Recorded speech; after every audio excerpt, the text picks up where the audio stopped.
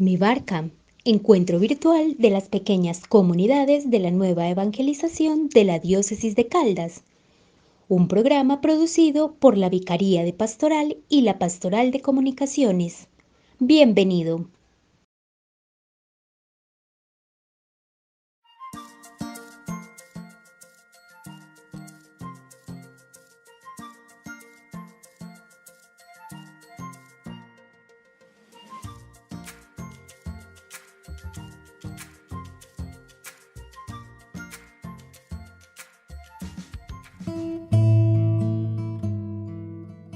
Un saludo muy especial a todas aquellas personas que en este momento se ponen en sintonía con nosotros para este programa Mi Barca, donde también le apostamos a una iglesia sinodal en comunión, participación y misión. Bienvenidos.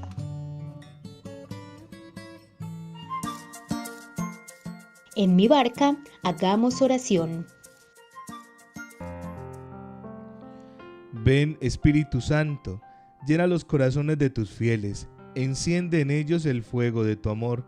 Envía tu Espíritu y todo será creado y se renovará la faz de la tierra.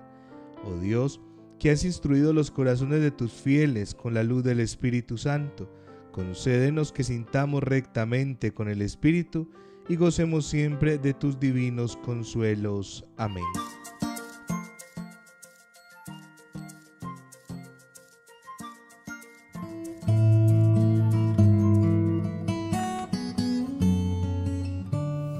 Queridos oyentes, les damos la cordial bienvenida a su programa Mi Barca, este espacio en el que todos nos congregamos para aprender, para crecer y para navegar hacia un vivo testimonio de Cristo resucitado por el amor del Padre y la fuerza del Espíritu Santo.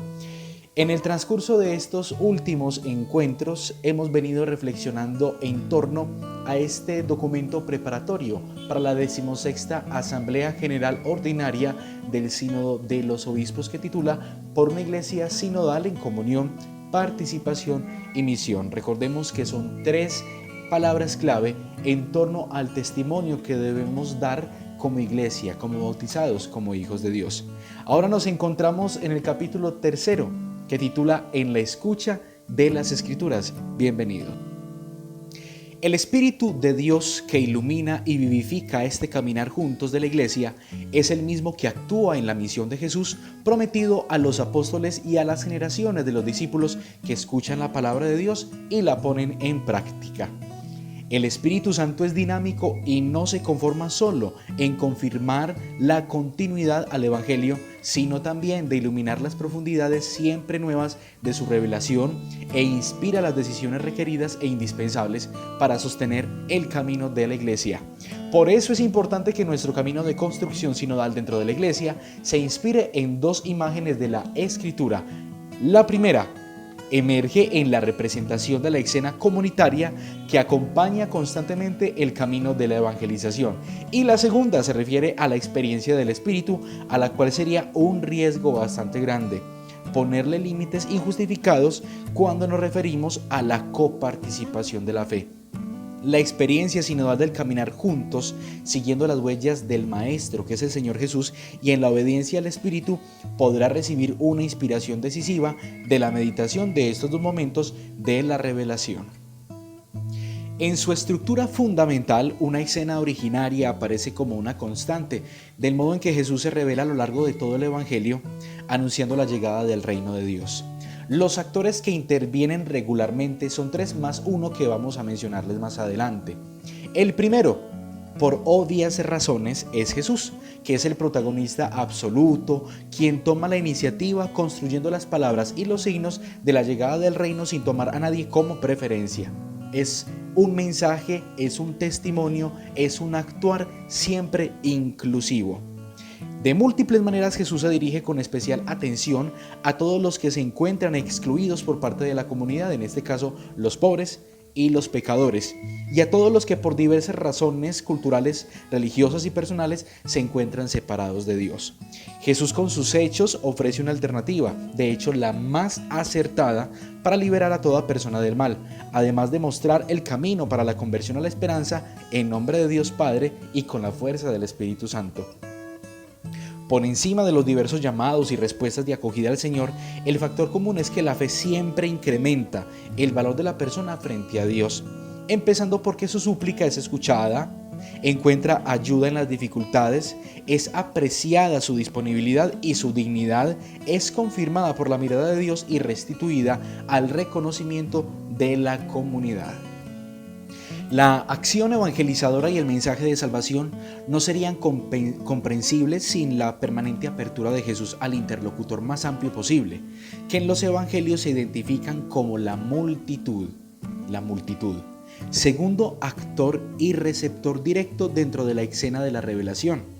La multitud se entiende como el conjunto de personas que siguen a Cristo a lo largo del camino. Incluso en ocasiones van detrás de Él con la esperanza fiel de obtener un signo o palabra de salvación, que en palabras nuestras se traducen en milagros. Recordemos que el anuncio evangélico no va dirigido a un grupo selecto o favorito. El interlocutor de Jesús es el pueblo, es decir, todos nosotros desde cualquier condición humana o social que seamos. Él siempre está dispuesto a ponernos en conexión, a ponernos en sintonía con el don de Dios y la llamada constante a la salvación. De una manera u otra, queridos oyentes, Jesús escandaliza y sorprende a todos los que le observan para criticarlo y hacen parte de esa multitud.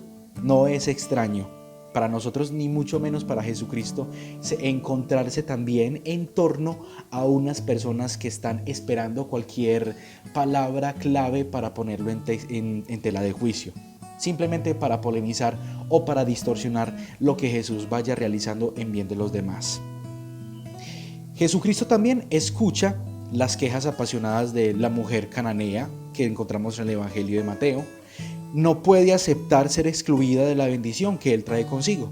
Dialoga también con la samaritana en el Evangelio de Juan a pesar de su condición de mujer, sus compromisos sociales y religiosos, además de los políticos. Pide también el acto de fe libre y agradecido del ciego de nacimiento que la religión oficial había excluido del perímetro de la gracia. De entre la multitud, algunos siguen más explícitamente a Jesús, experimentando la fidelidad del discipulado. Recordemos que el discípulo es aquel que escucha la voz del maestro, mientras a otros se les pide que regresen a su vida normal. Todos al fin y al cabo dan testimonio de la fuerza que hay en la fe que los ha salvado.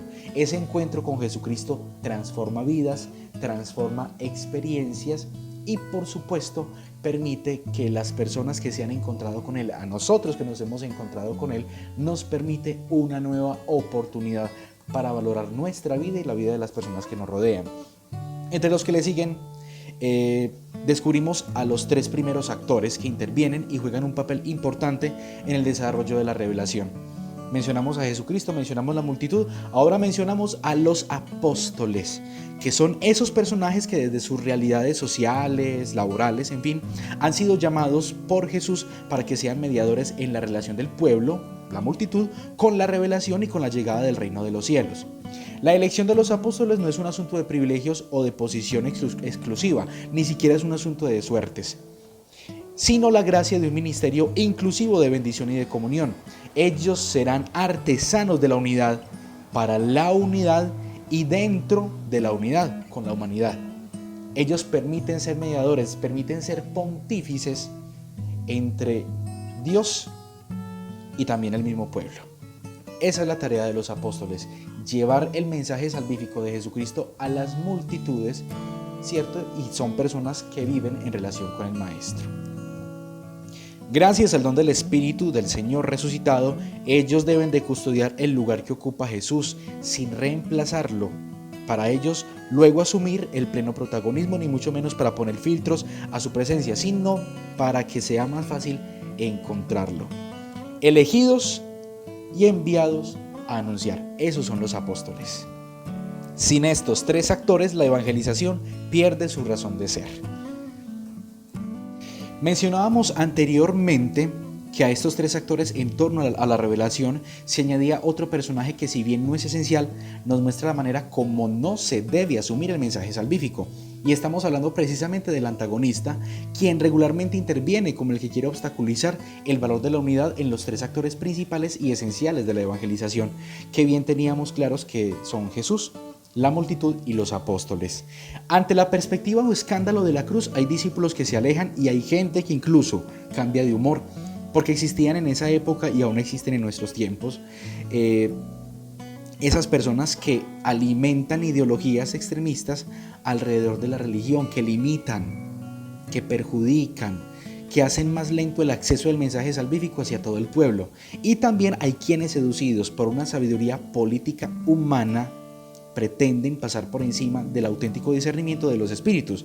Y para prevenir y sanar estas actitudes del representante número 4, que es el antagonista, es necesaria una auténtica conversión continua, una disponibilidad de reconciliación y de encuentro con los demás, para que ciertas perspectivas que simplemente son caprichos humanos puedan ser purificadas, para que todos luchemos y caminemos en torno a los intereses de Cristo, que es el ideal de todo. Podríamos referenciar lo que acabamos de decir a la luz del episodio del centurión Cornelio, antecedente de aquel concilio de Jerusalén, que constituye una referencia crucial para una iglesia sinodal. Una doble dinámica de conversión la encontramos entre Pedro y Cornelio, que aparece en el capítulo 10 de los Hechos de los Apóstoles. El episodio narra ante todo la conversión de Cornelio, que recibe verdaderamente una suerte de anunciación. Cornelio es un pagano, presumiblemente un romano, centurión oficial de bajo grado, del ejército de ocupación, que ejerce una actividad basada en la violencia y en la prepotencia. Sin embargo, se dedica a la oración y a la limosna, es decir, cultiva su relación con Dios y se preocupa por el prójimo.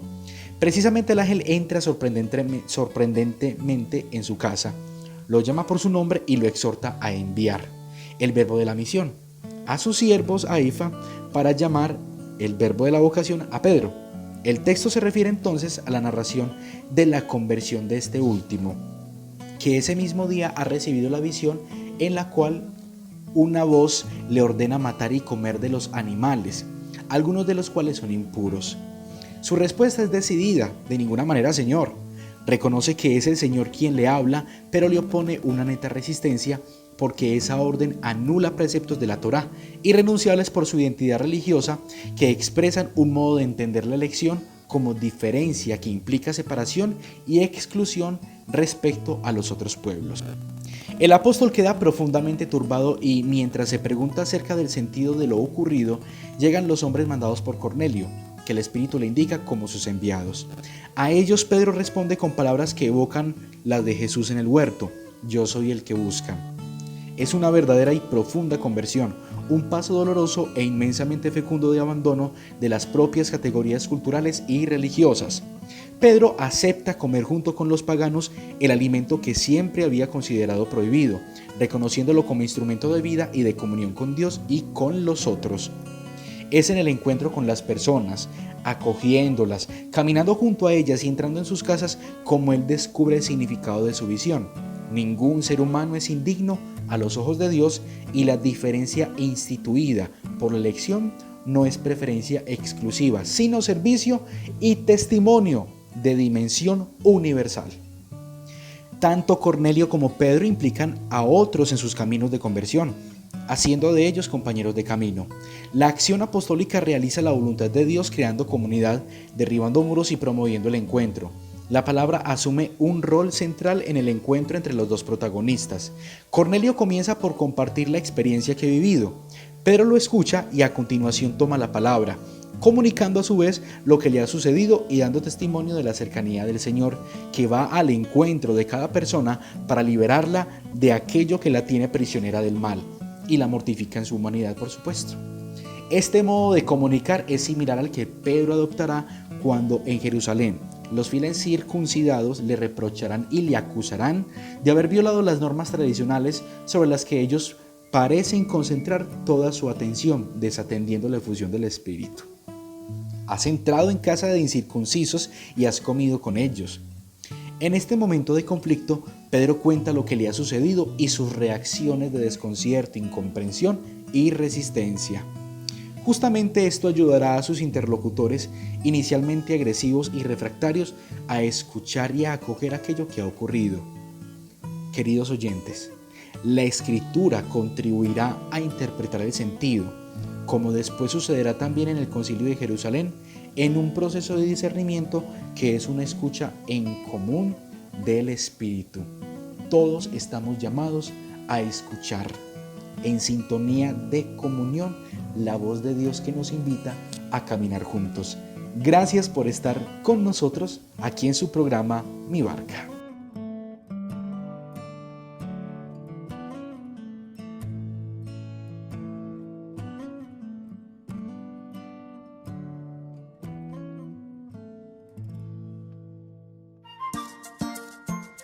En Mi Barca, dejemos resonar la palabra de Dios en la Lectio Divina.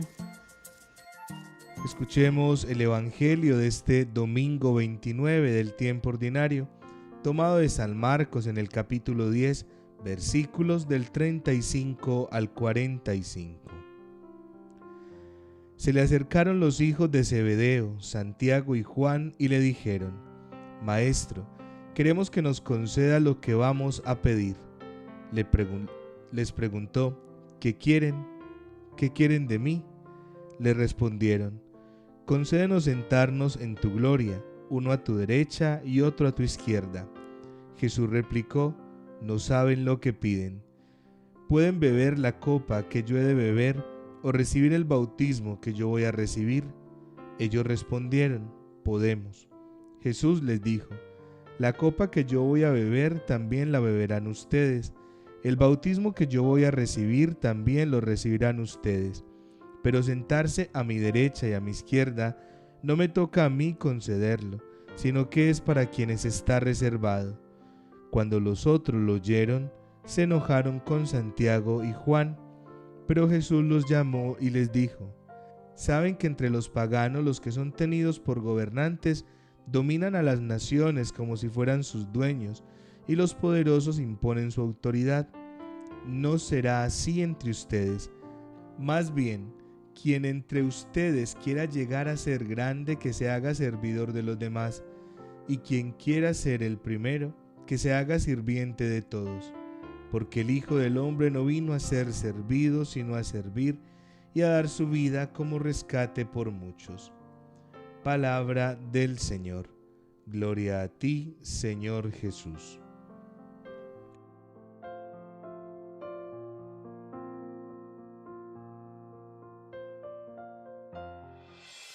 ¿Qué dice el texto? Escuchemos la palabra.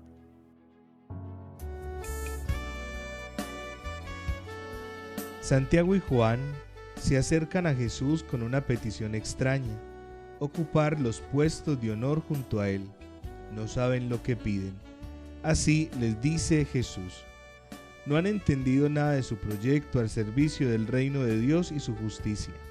No piensan en seguirle, sino en sentarse en los primeros puestos. Al ver su postura, los otros 10 se indignan. También ellos alimentan esos sueños ambiciosos. Todos buscan obtener algún poder, honor o prestigio. La escena es escandalosa. ¿Cómo se puede acoger a un Dios Padre y trabajar por un mundo más fraterno con un grupo de discípulos animados por este espíritu? El pensamiento de Jesús es claro: no ha de ser así. Hay que ir exactamente en la dirección opuesta. Hay que arrancar de su movimiento de seguidores esa enfermedad del poder que todos conocen en el imperio de Tiberio y el gobierno de Antipas. Un poder que no hace sino tiranizar y oprimir. Entre los suyos no ha de existir esa jerarquía de poder. Nadie está por encima de los demás. No hay amos ni dueños. El que quiera ser grande, que se ponga a servir a todos. El verdadero modelo es Jesús. No gobierna, no impone, no domina ni controla. No ambiciona ningún poder. No se arroga títulos honoríficos. No busca su propio interés. Lo suyo es servir y dar la vida. Por eso es el primero y más grande. Necesitamos en la iglesia cristianos dispuestos a gastar su vida por el proyecto de Jesús, no por otros intereses, creyentes sin ambiciones personales, que trabajen de manera callada por un mundo más humano y una iglesia más evangélica. Seguidores de Jesús que se impongan por la calidad de su vida de servicio, padres que se desvivan por sus hijos educadores entregados día a día a su difícil tarea, hombres y mujeres que han hecho de su vida un servicio a los necesitados, son lo mejor que tenemos en la iglesia, los más grandes a los ojos de Jesús. Meditemos con las siguientes preguntas. ¿Qué me llama la atención de este pasaje? ¿Qué siento ante el pedido que Santiago y Juan le hacen al Señor? ¿Qué impresión me causa la respuesta y la enseñanza de Jesús? ¿Qué expresa y qué manifiesta el pedido que hacen Santiago y Juan al Señor? ¿Qué buscan con eso? ¿En qué circunstancias uno actúa de la misma manera? En sí, ¿qué motivación tenemos? ¿Qué pretendemos? ¿Qué transmite y qué importancia tiene para nuestra vida el hecho que Jesús haya dicho: el Hijo del Hombre no vino a ser servido, sino para servir y dar su vida en rescate por muchos? ¿De qué manera uno puede actuar de la misma manera? ¿Y en qué, cómo y cuándo uno puede actualizar estas actitudes del Señor? Oremos con la siguiente canción.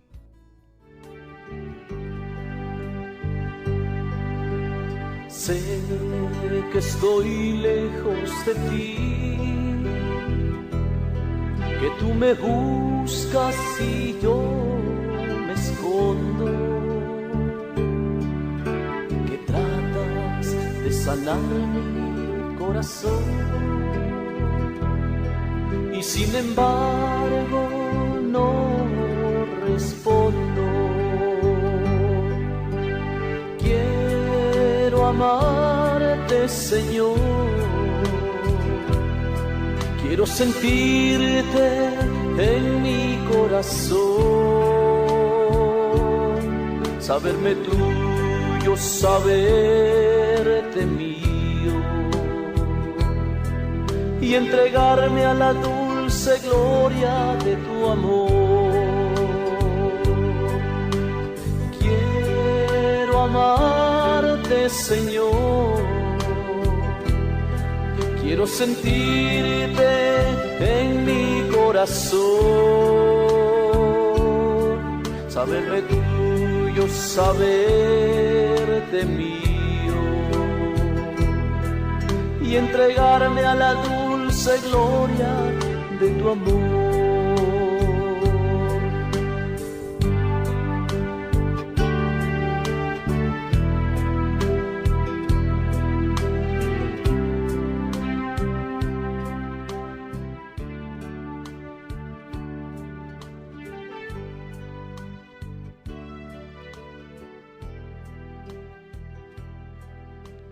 Que el compromiso de esta semana brote de tu corazón después de orar y meditar con la palabra de Dios. Y después de la oración, la meditación de la palabra, la formación cristiana, que debe de ser permanente y progresiva, es el momento de despedirnos, encomendándonos a la presencia del Señor que camina con nosotros y quiere que caminemos juntos de la mano también de María y San José. Que el Señor les bendiga, les guarde y les ayude, en el nombre del Padre, y del Hijo, y del Espíritu Santo. Amén.